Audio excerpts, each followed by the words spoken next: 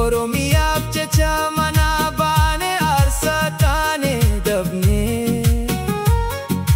warreen sabaaf kufanii itti caban lafee murii tufaa fi jaalhachee Oromoyaaf jettee itti cabde lafee qabsuun itti fufaa maaltu qabee nu daaba danda'e. Maaf badee maaf dabamee namummaan ilma namaa maaf gadaamessi ayyoo ulee kubbuun daanamaa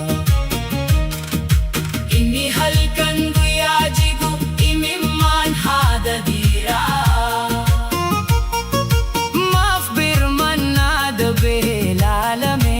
akka diinaa.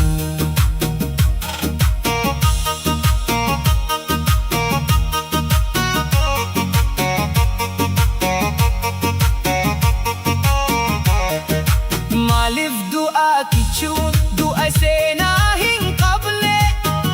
warri kalee nu jiraachisuuf gumaacha qooda jabaa dararamuun lammii nagayaa mee bu'ama maal qabaa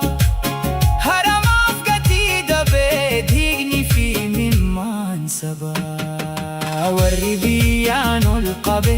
kallaa garbuu fi qamadii warri tittuun kiila liqee bobbaase doobaa fi adii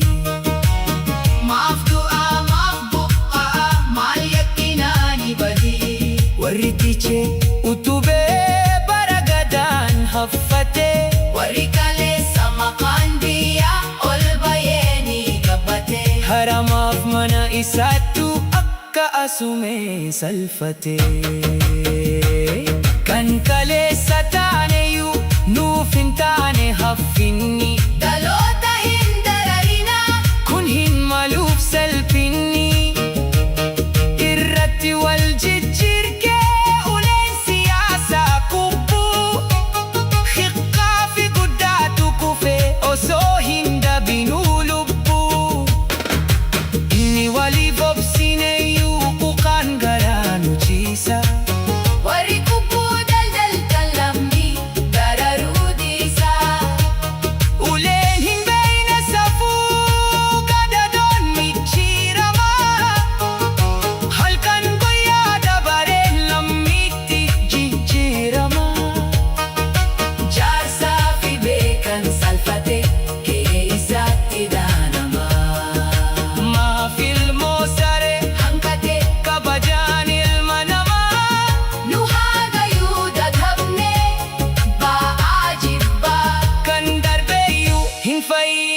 Godaannisa waggaa dhibbaa haa araaramu biyyi nagaa fi jaalala hawwee siinkee fi bokkuun yaaltuu meellanaaf qaba nafaa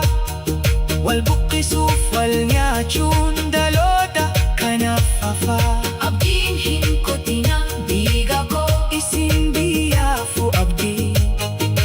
qal'attuus jittee hin jittu dhugaan kun uumaa qabdi dararamuun keessan haraa kun ni dabarmatee seenaa waa mara obsuun gaariidha obsaan obsinee jeenaa.